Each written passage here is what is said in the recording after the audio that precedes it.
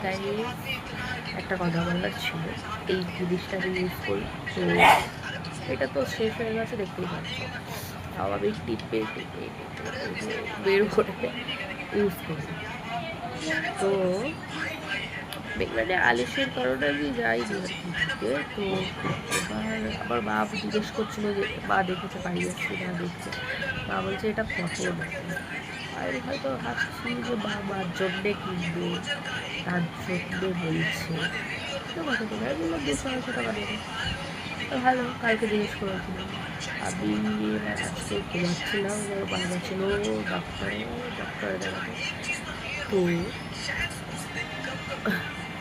তো ডাক্তার থেকে বাড়ি এসে তো আমাকে বলছে এই যে এটা, বলছে এটা নেই, আমাকে দিয়ে। তো আমি খুশি হয়ে গেলাম যে মাই মাকে বলতে লাগে না, মা সবার মনের দুঃখ বুঝি, দুঃখ মানে না, মনের কথা বুঝি। তো দেখো এটা এনে দিলাম।